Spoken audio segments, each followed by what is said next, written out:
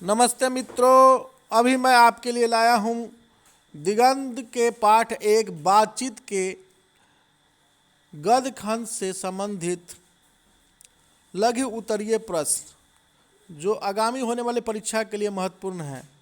पहला सवाल है कि बातचीत की कला अर्थात आर्ट ऑफ कन्वर्सेशन क्या है।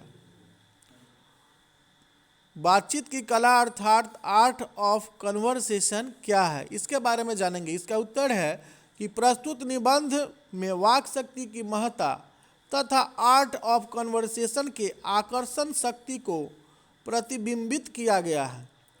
यूरोप के लोगों का आर्ट ऑफ कन्वर्सेशन जगत प्रसिद्ध है। आर्ट ऑफ कन्वर्सेशन का अर्थ है वार्तालाप की कला। आर्ट ऑफ कन्वर्सेशन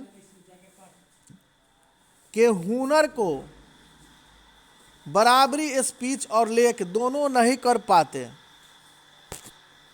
इस हुनर की पूर्ण शोभा काव्य कल्पना प्रवीण विद्वत मंडली में है।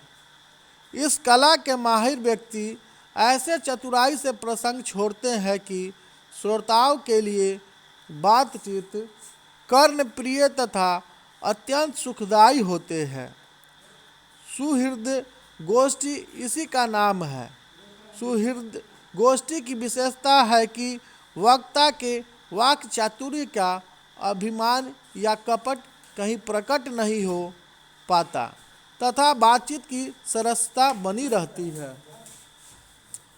अगला सवाल है कि अगर हम में वाक शक्ति न होती, अगर हम में वाक शक्ति न होती तो क्या होता। अगर हम में वाक शक्ति न होती तो क्या होता। इसका उत्तर है कि ईश्वर द्वारा प्रदत्त शक्तियों में वाक शक्ति मनुष्य के लिए वरदान है। वाक शक्ति के अनेक फायदे में स्पीच, वक्तृता और बातचीत दोनों का समावेश होता है। वाक शक्ति के अभाव में सृष्टि गूंगी रहती है। वाक शक्ति के अभाव में मनुष्य सुख दुख का भाव अन्य इंद्रियों के द्वारा करता है और सबसे विकट स्थिति तो आपस में संवादहीनता की स्थिति होती है। बातचीत जहाँ दो आदमी का प्रेम पूर्वक संलाप है, वाक शक्ति के अभाव में चुटीली व्यंग्यात्मक बात कहकर ताल या बटोरना भी संभव न होता। अगर हम में वाक शक्ति न होती तो यही सब होता। बातचीत के संबंध में बेन जॉनसन और एडिसन के क्या विचार है। तो मित्रों, मैं बता दूं कि मनुष्य की गुण दोष प्रकट करने के लिए बातचीत आवश्यक है। बेन जॉनसन के अनुसार बोलने से ही मनुष्य के रूप का साक्षात्कार होता है, जो सर्वथा उचित है।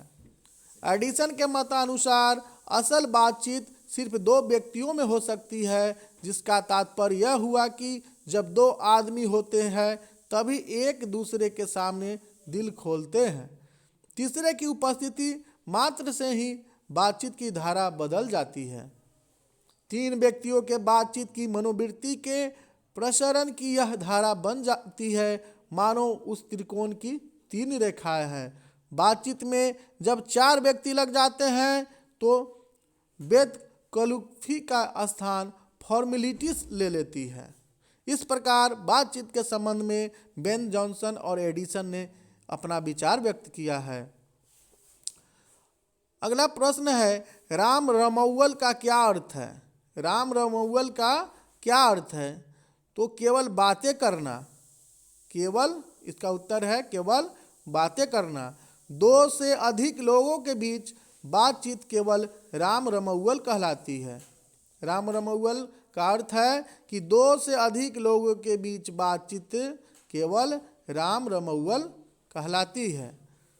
अगला प्रश्न है कि उसने कहा था कहानी का प्रारंभ कहाँ और किस रूप में होता है। तो इसका उत्तर है उसने कहा था कहानीकार चंद्रधर शर्मा गुलेरी की अमर कथा रचना है। यही वह कालजयी रचना है जिससे आधुनिक हिंदी कहानी का आरंभ होना मान्य है। इस कहानी का प्रारंभ अमृतसर के भीड़ भरे बाजार से होता है, जहां बम्बू कांटे वालों के बीच से होकर 12 वर्षीय एक लड़का लहना सिंह 8 वर्षीय एक लड़की को तांगे के नीचे आने से बचाता है। दोनों सिख है। लड़का लड़की से पूछता है, तेरी कुरमाई हो गई है? यानी कुरमाई मतलब मंगनी, तेरी मंगनी हो गई है? यह सुनकर लड़की धत कहकर भाग जाती है। वही लड़की बाद में धत कहकर भागने की बजाय यह कहती है कि हाँ, कल हो गई। देखते नहीं, यह रेशम के फूलों वाला सालू। यह सुनकर लड़का हतप्रभ रह जाता है। इस प्रकार लड़का अपने हृदय में लड़की के प्रति उत्पन्न प्रेम को सहेजे रहता है। अगला प्रश्न है, कहती है, तुम राजा हो, मेरे मुल्क को बचाने आए हो? वजीरा के इस कथन में किसकी ओर संकेत है? इसका उत्तर है कि यह कथन इंग्लैंड की महिला फिरंगी मेम ने कहा था। फिरंगी मेम से ब्रिटेन, फ्रांस आदि की ओर संकेत है। फिरंगी मेम ब्रिटेन और फ्रांस के जो है महिला है। अगला महत्वपूर्ण सवाल है कि लहना सिंह कौन था? लहना सिंह कौन था? तो लहना सिंह उसने कहा था का नायक है। लहना सिंह जर्मनी की लड़ाई में लड़ने जाने वाले नंबर 77 सिख राइफल्स में जमादार है। इस प्रकार लहना सिंह एक महत्वपूर्ण प्रश्न है जो 2011 के परीक्षा में पूछे गए हैं। अगला प्रश्न है कि सूबेदार और उसका लड़ाई में क्यों गए? सूबेदार और उसका लड़का लड़ाई में क्यों गए? तो इसका उत्तर है, सूबेदार और उसका लड़का जर्मन सैनिकों के विरुद्ध लड़ने गए थे। इस प्रकार अगला सवाल है संपूर्ण क्रांति से संबंधित, जिसके लेखक जयप्रकाश नारायण हैं। जयप्रकाश नारायण के द्वारा यह लिखी गई कहानी है। इसका प्रश्न है कि दल विहीन लोकतंत्र और साम्यवाद में कैसा संबंध है? ध्यान से सुनेंगे। दल विहीन लोकतंत्र और साम्यवाद में कैसा संबंध है? इसका उत्तर है, जयप्रकाश जी के अनुसार दल विहीन लोकतंत्र मार्क्सवाद और लेनिनवाद के मूल उद्देश्यों में है। मार्क्सवाद के अनुसार समाज जैसे जैसे साम्यवाद की ओर बढ़ता जाएगा, वैसे वैसे राज स्टेट का क्षय होता जाएगा और अंत में एक स्टेटलेस सोसाइटी, राज विहीन समाज कायम होगा। वह समाज अवश्य ही लोकतांत्रिक होगा, बल्कि उसी समाज में लोकतंत्र का सच्चा स्वरूप प्रकट होगा और वह लोकतंत्र निश्चय ही दल विहीन होगा। इस प्रकार दल विहीन लोकतंत्र और साम्यवाद में संबंध मैंने बताया। अगला महत्वपूर्ण सवाल है कि बापू और नेहरू की किस विशेषता का उल्लेख जयप्रकाश नारायण ने अपने भाषण में किया है? इसका उत्तर है, जयप्रकाश नारायण ने अपने भाषण में बापू और नेहरू जी की विशेषताओं का उल्लेख किया है। बापू की महानता के बारे में जयप्रकाश नारायण कहते हैं कि जब भी हमने यह कहा कि बापू हम नहीं मानते हैं आपकी क्या यह बात, तो बापू बुरा नहीं मानते थे। वे हमारी बात समझ जाते थे, फिर भी वे हमें प्रेम से समझाना चाहते थे। जेपी कहते हैं कि जवाहरलाल मुझे बहुत मानते थे, मैं उनका बड़ा आदर करता था, परंतु उनकी कटु आलोचना भी करता था।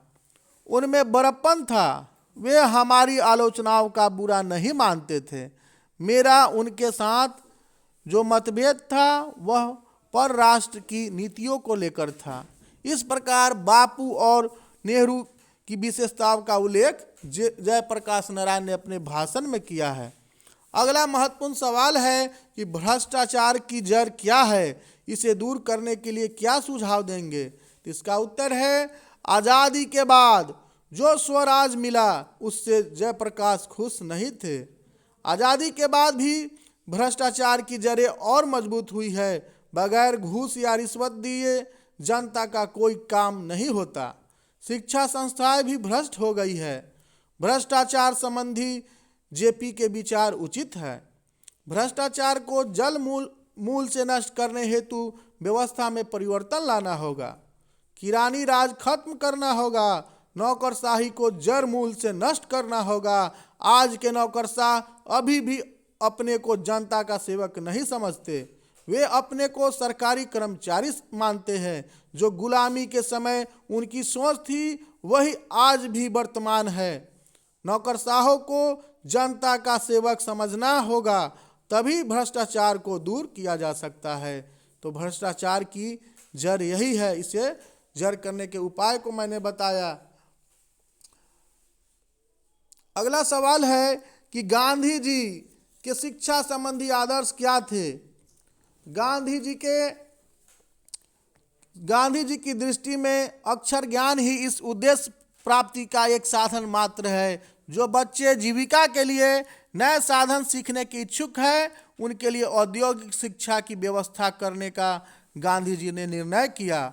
गांधी जी का विचार था कि शिक्षा प्राप्त करने के बाद बच्चे अपने वंशगत व्यवसायों में लग जाए तथा स्कूल में प्राप्त शिक्षा के साथ ही अपने जीवन को परिष्कृत करें। वे ब्रिटिश सरकार की शिक्षा पद्धति को अनुपयुक्त एवं खौफनाक समझते थे तथा उसे हेय मानते थे। उनके अनुसार छोटे बच्चों के चरित्र और बुद्धि का विकास करने की बजाय यह पद्धति उन्हें बौना बना देती है।